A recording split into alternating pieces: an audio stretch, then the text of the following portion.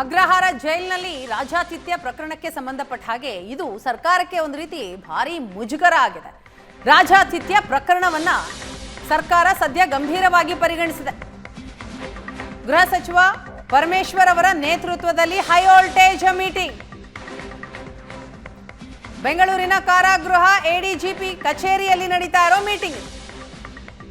ಅಧಿಕಾರಿಗಳನ್ನ ಅಮಾನತು ಮಾಡ್ತಾರಾ ಸಚಿವರು? ಕೆಲವು ಬೇಜವಾಬ್ದಾರಿ ಅಧಿಕಾರಿಗಳ ತಲೆದಂಡ ಆಗುತ್ತಾ? ಸಾಧ್ಯತೆಗಳಿದೆ ಅನ್ನೋ ಮಾಹಿತಿಗಳು ಬರ್ತಾ ಇದೆ. ಜೈಲಿನ ಅಧಿಕಾರಿಗಳ ಜೊತೆ ಗೃಹ ಸಚಿವ ಪರಮೇಶ್ವರ್ ಅವರು ಸಭೆ ಮಾಡ್ತಾ ಇದ್ದಾರೆ. ಹೈ ವೋಲ್ಟೇಜ್ ಮೀಟಿಂಗ್ ನಡೀತಾ ಇದೆ. ರಾಜ್ಯದಾದ್ಯಂತ ಜೈಲುಗಳಲ್ಲಿ ಕಠಿಣ ನಿಯಮದ ಬಗ್ಗೆ ಈ ಸಭೆಯಲ್ಲಿ ನಿರ್ಧಾರ ಆಗುತ್ತೆ. ಉಗ್ರರಿಗೆ ಸ್ವರ್ಗವಾಗ್ಬಿಟ್ಟಿದೆ ಜೈಲು. ಬೆಂಗಳೂರಿನ ಪರಪ್ಪನ ಅಗ್ರಹಾರ ಜೈಲಿನಲ್ಲಿ ಆಗ್ತಾ ಇರುವಂತಹ ಕಾನೂನು ಬಾಹಿರ ಚಟುವಟಿಕೆಗಳು, ಅವರಿಗೆ ಸಿಗ್ತಾ ಇರುವಂತಹ ಸೌಲಭ್ಯಗಳು, ಅದನ್ನ ನೋಡ್ತಾ ಹೋದ್ರೆ ಆಚೆ ಇರೋದಕ್ಕಿಂತ ಜೈಲಿನ ಒಳಗಡೆನೆ ಇದ್ದು ಬಿಟ್ರೆ ಎಲ್ಲ ಸಿಗುತ್ತೇನೋ ಅನ್ನೋ ಸ್ಥಿತಿ ಇದೆ. ಜೈಲು ಅಧಿಕಾರಿಗಳಿಗೆ ಬೆಂಡೆತ್ತಿದ್ದಾರೆ ಗೃಹ ಸಚಿವರು.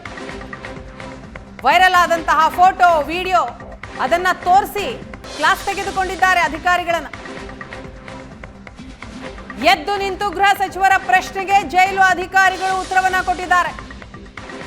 ಫೋಟೋ ತೋರಿಸಿ, ವಿಡಿಯೋಗಳನ್ನ ತೋರಿಸಿ ಗೃಹ ಸಚಿವರು ಪ್ರಶ್ನೆ ಮಾಡ್ತಾ ಇದ್ದಾರೆ. ಅಧಿಕಾರಿಗಳನ್ನ ತರಾಟೆಗೆ ತೆಗೆದುಕೊಳ್ತಾ ಇದ್ದಾರೆ. ಆಗ ಜೈಲಿನ ಅಧಿಕಾರಿಗಳು ಏನಾಯ್ತು, ಯಾವಾಗಿನ ವಿಡಿಯೋ, ಇದರ ಬಗ್ಗೆ ಉತ್ತರವನ್ನ ಕೊಟ್ರಂತೆ. ಜೈಲು ಅಧಿಕಾರಿಗಳ ತಲೆದಂಡ ಬಹುತೇಕ ಖಚಿತ ಅಂತ ಹೇಳಲಾಗ್ತಾ ಇದೆ. ಅಧಿಕಾರಿಗಳ ವಿರುದ್ಧ ಕ್ರಮದ ಸುಳಿವನ್ನ ಕೊಟ್ಟಿದ್ದಾರೆ ಪರಮೇಶ್ವರ್.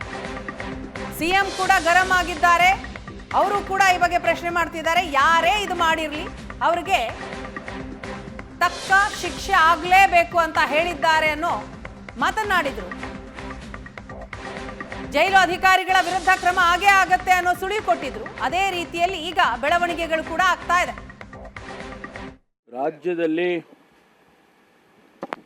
ಜೈಲುಗಳಲ್ಲಿ ಅನೇಕ ಕಾನೂನು ಬಾಹಿರವಾದಂಥ ಚಟುವಟಿಕೆಗಳು ನಡೀತಾ ಇದೆ ಅಂಥೇಳಿ ಈಗಾಗಲೇ ತಾವೆಲ್ಲ ವರದಿಯನ್ನು ಮಾಡಿದ್ದೀರಿ. ಇದನ್ನು ನಾನು ಮೊನ್ನೆನೇ ಹೇಳಿದ್ದೇನೆ, ಭಾಳ ಗಂಭೀರವಾಗಿ ಪರಿಗಣಿಸಿದ್ದೇವೆ. ಸರ್ಕಾರ ಇದನ್ನು ಯಾವುದೇ ಕಾರಣಕ್ಕೂ ಸಹಿಸೋದಿಲ್ಲ ಅನ್ನುವಂಥ ಮಾತನ್ನು ಕೂಡ ನಾನು ಹೇಳಿದ್ದೇನೆ. ಯಾರ್ಯಾರು ಸಂಬಂಧಪಟ್ಟ ಅಧಿಕಾರಿಗಳಿದ್ದಾರೆ, ಯಾವ ಪ್ರಿಸನ್ಸಲ್ಲಿ ಪ್ರಿಸನ್ಸ್ ಹೆಡ್ಗಳಿದ್ದಾರೆ, ಅವ್ರದ್ದೇ ಜವಾಬ್ದಾರಿ.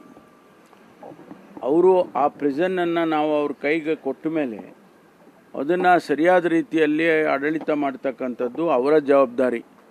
ಅದು ಫೋನ್ಗಳ ಒಳಗಡೆ ಹೋಗುತ್ತೆ, ಗಾಂಜಾ ಒಳಗಡೆ ಹೋಗುತ್ತೆ, ಲಿಕ್ಕರ್ ಒಳಗಡೆ ಹೋಗುತ್ತೆ, ಅಥವಾ ಬೇರೆ ಯಾವುದೋ ರೀತಿಯಲ್ಲಿ ಚಟುವಟಿಕೆಗಳಾಗುತ್ತವೆ ಅಂತ ಅಂದಾಗ ಅದಕ್ಕೆ ಹೊಣೆ ಯಾರು? ಹೊಣೆ ಆ ಮುಖ್ಯಸ್ಥರೇ ಆಗಬೇಕು. ಅದಕ್ಕಾಗಿ ಇವತ್ತು ನಾನು ಸಭೆ ಕರೆದಿದ್ದೇನೆ. ಸಭೆಯಲ್ಲಿ ಏನು ಅವರೆಲ್ಲ ಮಾಹಿತಿಗಳನ್ನು ಕೊಡ್ತಾರೆ, ನಮಗೆ ಅನೇಕ ಮಾಹಿತಿಗಳು ನಮಗೂ ಕೂಡ ಬಂದಿದ್ದಾವೆ. ಅದನ್ನೆಲ್ಲ ಪರಿಶೀಲನೆ ಮಾಡಿ